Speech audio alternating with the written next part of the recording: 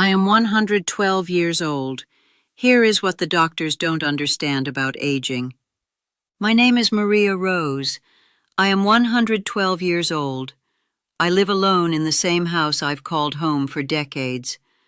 I cook my own meals from scratch. Every single morning, as the sun begins to clear the horizon, I walk down the wooden steps of my porch and cross the grass to my garden. I do it without a cane, without a walker, and without a steadying hand. I have never lived in a nursing home. I have never spent a single night in an assisted living facility. I have never asked my children to take care of me, to manage my life, or to clean up after me, and God bless them, they have never had to. I wash my own dishes by hand. I read the morning paper and the evening books. I sleep deeply through the night, from the moment my head hits the pillow until the birds wake me up. I am standing before you today to talk about something that I have wanted to say for a very long time, something I have carried in my heart for decades because I think the world desperately needs to hear it from someone who has actually lived it. Doctors do not understand old age. I know how that sounds. I know it sounds harsh. I know it sounds exactly like the kind of thing a stubborn, bitter old woman says when she doesn't want to take her blue pills or listen to her nurse. But I need you to truly hear me out. I am not saying this out of stubbornness, pride, or ignorance. I am saying this because I have been a quiet, watchful observer of human life for over a century. Over the course of 112 years, I have watched people I loved deeply, friends, neighbors, siblings, and peers, hand their bodies and their minds over completely to men and women in white coats. I watched them sit in cold clinical offices and listen to doctors tell them exactly what aging was supposed to look like. They were told when their knees would start to fail, when their minds would begin to wander, and when they should start slowing down. And then, like clockwork, those people became exactly what they were told they would become: dependent, fragile, confused, and waiting for the end. Here is the truth that nobody in a white coat will ever tell you, simply because they cannot. They have never been old. They have read about it. They have studied it in pristine classrooms. They have memorized colorful charts, analyzed global statistics, and learned complex drug interactions. But not a single doctor sitting across from you in a clinic has ever been 80 years old. Not one of them has ever felt 90 years of life inside their own bones, and certainly none of them have ever been 112 when they sit across from you and dictate what your body is supposed to do, or what is normal for a human being at a certain chronological age. I want you to remember that they are reading from a rigid textbook. And that textbook was written by people who also never lived to see these years. I have lived it.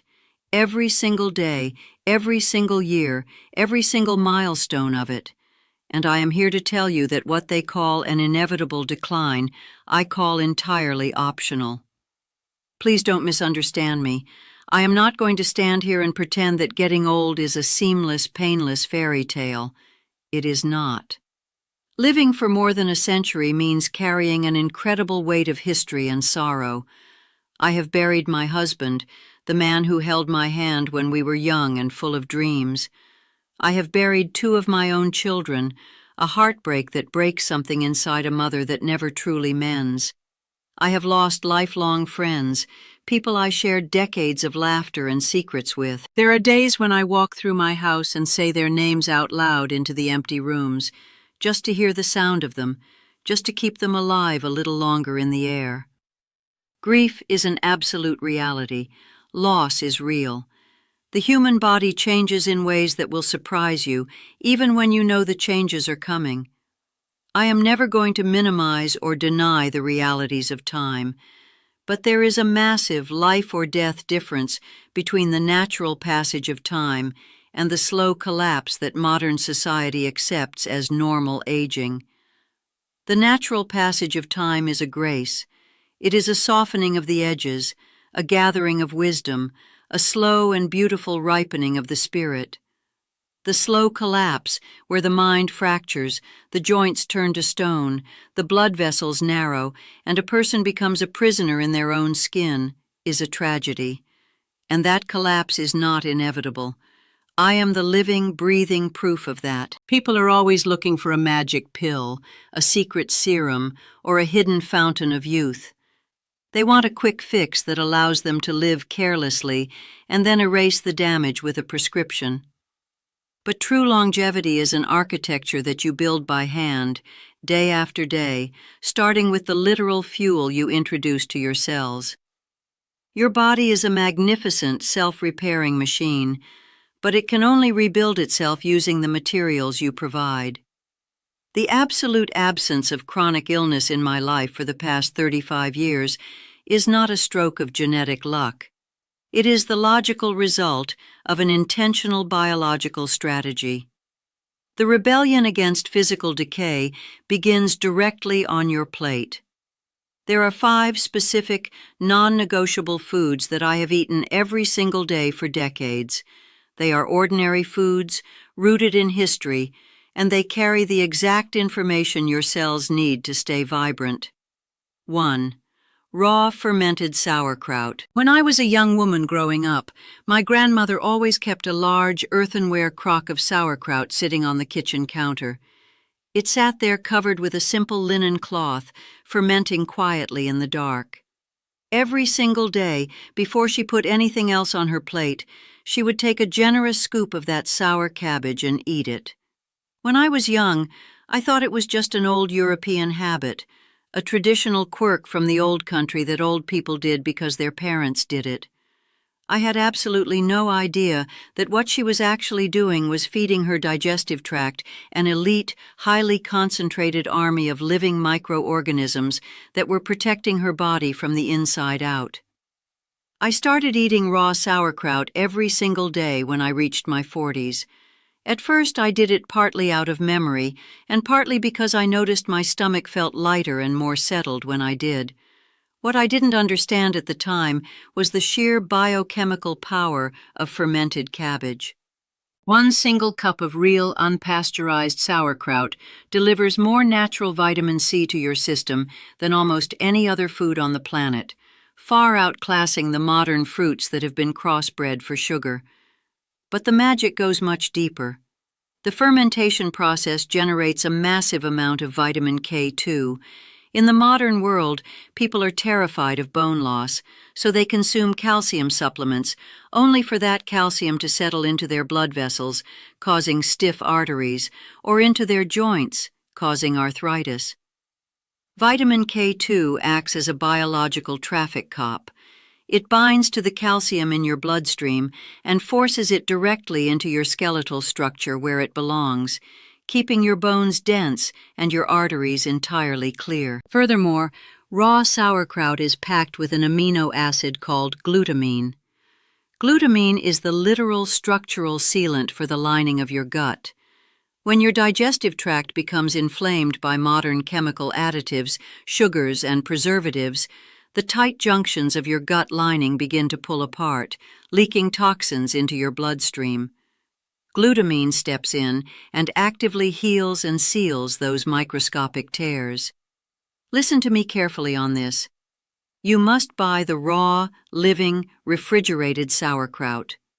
Do not buy the shelf-stable cans or jars from the grocery aisles. Those have been subjected to extreme heat pasteurization, which kills every single beneficial microbe and turns a vibrant medicine into a dead, acidic vegetable. It must be alive. 2. Arugula and the gift of nitric oxide. The second food I eat every single day without fail is arugula. It serves as the absolute base for my meals, completely replacing standard lettuce or spinach. Arugula might look like a simple, peppery leaf, and I watch people walk right past it at the market every day because they prefer sweeter, blander greens. But this leaf is a profound cardiovascular insurance policy. Arugula is one of the highest natural sources of dietary nitrates on Earth. When you chew arugula, the enzymes in your mouth and stomach convert those nitrates into a miraculous gas called nitric oxide. Nitric oxide is the molecule that signals the smooth muscles surrounding your blood vessels to relax, widen, and remain perfectly flexible. As the human body ages, its natural ability to produce nitric oxide drops drastically. By the time the average person reaches 60, their production has cratered by more than half. This is why blood pressure begins to climb, why arteries stiffen, and why circulation begins to fail. When your vessels are narrow and brittle, your heart has to labor twice as hard to push blood through the body.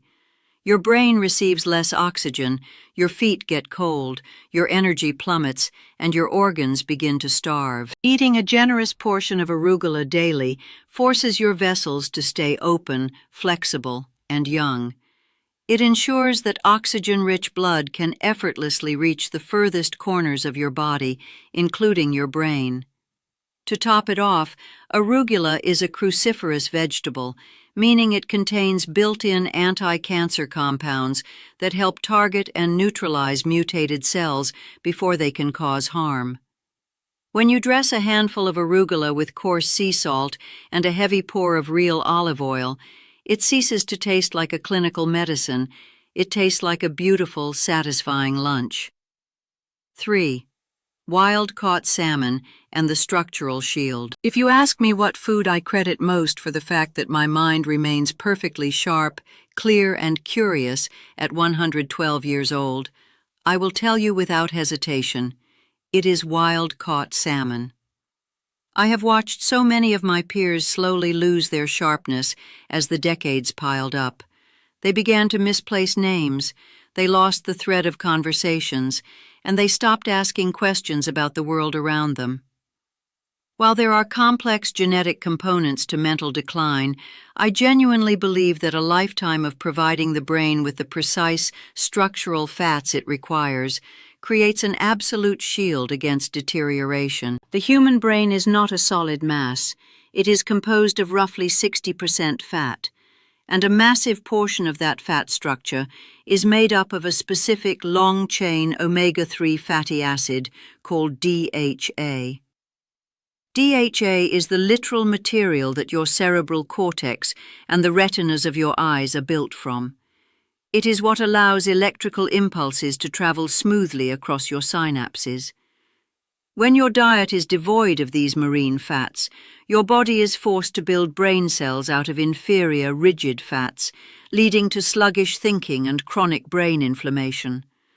A small 3-ounce serving of wild-caught salmon provides over 2,000 milligrams of pure omega-3 fatty acids, split beautifully between DHA and its anti-inflammatory partner, EPA. I eat salmon at least twice a week, and I always cook it and eat it with the skin completely intact. The thin layer of dark flesh directly beneath the skin holds the absolute highest concentration of these essential neurological lipids. And please do not worry about the mercury in salmon, the way the headlines try to scare you into doing. Salmon is naturally loaded with selenium, an element that has an incredibly high binding affinity for mercury. When they enter your body together, the selenium acts like a microscopic pair of handcuffs, locking onto the mercury and escorting it safely out of your system before it can ever cross your blood-brain barrier or cause cellular harm. 4. The single mineral key, Brazil nuts.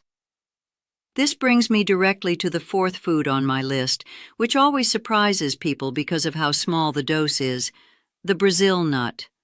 I do not eat Brazil nuts by the bowlful while watching the evening sun go down. I eat exactly 1 or 2 Brazil nuts every single morning, like a strict, sacred ritual. This is important because Brazil nuts are so incredibly potent that eating too many over a long period can actually cause mineral imbalances. But 1 or 2 is the perfect medicinal dose. 1 or 2 Brazil nuts provide more organic selenium than any other food substance on the face of the earth. And selenium is the absolute master key for how your immune system functions at its highest level. Deep inside your body, you have cells called T helper cells. Think of them as the generals of your immune army. When a foreign virus, a dangerous bacteria, or a mutated cell enters your system, the T helper cells are responsible for identifying the threat, sounding the alarm, and directing the rest of your immune system to attack and destroy the invader. Those critical general cells cannot function, move, or communicate without adequate selenium. The tragedy of the modern world is that the vast majority of people are quietly, chronically selenium deficient, and they have absolutely no idea. Our agricultural soils have been completely depleted by industrial farming. Crops are grown fast, cheap, and saturated with synthetic chemicals, meaning the vegetables and grains harvested today carry only a fraction of the minerals they did a century ago. By taking my 2 Brazil nuts every morning, I bypass this depleted food chain entirely, giving my immune system the exact ammunition it needs to stay vigilant. 5. Canned cod liver, the marine reservoir. The 5th food requires you to step outside of modern culinary trends and embrace something traditional: canned cod liver. I am not talking about cod liver oil that has been processed, refined, and stored in plastic bottles until it oxidizes into a rancid liquid. I am talking about the whole intact liver of the fish, preserved in its own natural oils inside a tin. Modern palates often recoil at the word liver, expecting something tough, metallic, and unpleasant. But cod liver is entirely different. It has an incredibly smooth, creamy, and exceptionally mild texture, almost like a rich premium butter. Biochemically, cod liver is an unmatched marine reservoir for 2 critical fat-soluble vitamins, vitamin A and vitamin D3.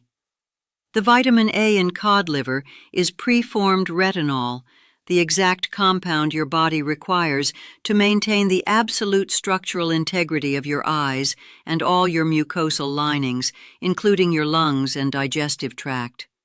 It keeps those internal barriers strong, preventing pathogens from breaching your system. Simultaneously, the natural vitamin D3 works in perfect harmony with the vitamin K2 from your sauerkraut to govern your bone density and regulate your immune responses.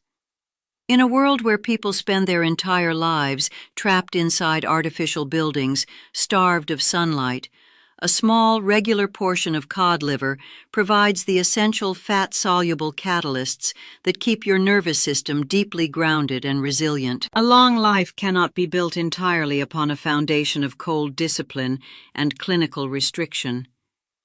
If you turn your diet into a prison sentence, your spirit will wither from the lack of joy. True longevity requires a few strategic, biologically supportive pleasures that bring delight to the mind while delivering medicine to the cells. Every single afternoon, about an hour after my first substantial meal, I indulge in a small square of dark chocolate. It must be at least 85% cacao, pure, intense, and deep. This is not the sugary milk chocolate that fills the candy aisles. It is a rich plant medicine. The flavonoids in pure cacao work in perfect harmony with the arugula from my lunch, stimulating an immediate release of nitric oxide to relax my arteries. But the true gift of dark chocolate is its extraordinary concentration of organic magnesium. Magnesium is the ultimate relaxation mineral for the human frame, regulating over 300 separate biochemical pathways. It calms the nervous system, relaxes muscle fibers, lowers cortisol, and sets the stage for deep, restorative sleep later in the evening. But I must look you in the eyes and tell you this: do not stop at the food. Do not make the fatal mistake of thinking that what you put into your mouth is the whole story of health, because it is not even half of it. You can eat the most pristine, organic, expensive diet on earth. You can drink the purest mountain water, and you can exercise until your muscles are toned. But if your internal spirit is consumed by decay, your body will follow. Illness begins in the soul long before it ever manifests as a physical symptom on a doctor's chart. I know that modern medical science doesn't like to talk about this. I know it sounds like something an old grandmother would embroider onto a decorative pillow. But I have lived long enough to watch this exact spiritual law play out over and over again in the lives of people I love deeply, in neighbors, in strangers, and in the shifting culture around me. Bitterness ages a human being faster than any disease or poor diet ever could. Resentment does something destructive to the physical framework of the body. It rounds the shoulders, compresses the spine, tightens the chest, and dims the clarity of the human eyes. Dishonesty, the decision to live a double life, to carry secrets, to pretend to be someone you are not for the approval of others, hollows a person out from the inside in ways that no medical scan can ever track, but anyone looking closely enough can see written across a face. If you want to maintain a healthy, vibrant body across the decades, you must practice an absolute, uncompromised internal honesty. I am not talking about merely telling the truth to others to keep a good reputation. I am talking about being genuinely, privately, and completely honest with yourself in the quiet hours of the night. Your cells are listening to your thoughts. Your nervous system knows exactly when you are carrying a heavy burden of guilt, shame, or unexpressed anger that does not belong to your biology. Your body holds on to that spiritual tension, locking it away in your shoulders, your digestive tract, and your arteries, creating a state of chronic, low-grade survival mode that keeps your blood pressure elevated, no matter how much clinical medication you take. I have not been a perfect person. No human being who lives to see 112 years can claim a flawless record. I have made monumental mistakes that cost me precious relationships. I have said harsh things I should have kept behind my teeth, and I have stayed completely quiet when I should have had the courage to speak up. But I have made it a rule to face those moments with raw honesty. When I could make them right, I did so immediately, regardless of the cost to my pride. And when a situation was truly beyond repair, I had the spiritual maturity to let it go completely. I refused to carry old resentments and regrets across the decades because I knew that carrying that dead weight would only add darkness to an already heavy world. Thinking of others is the single most underrated, life-saving health practice that exists in the world today. When I crossed into my 80s, my well-meaning children began encouraging me to finally slow down. They told me it was time to stop volunteering at the local church pantry, to stop cooking large meals, and to stop walking down the street to deliver fresh food to the elderly neighbors on my block, neighbors who, ironically, were decades younger than me. I flatly refused. I did not refuse out of stubborn pride or a desire to be difficult, though I have certainly been called stubborn in my time. I refused because I understood, deep down in my very bones, a fundamental law of human existence.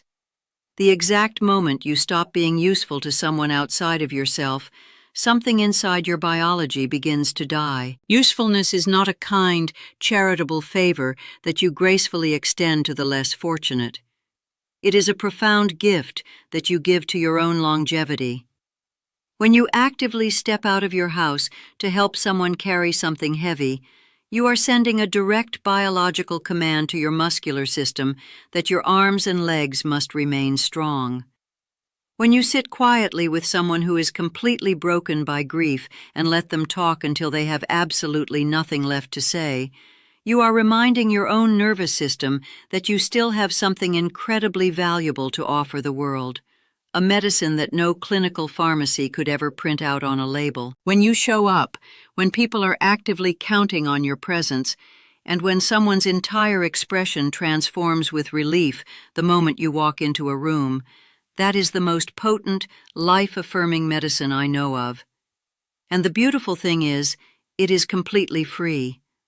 I still volunteer today at 112 years old.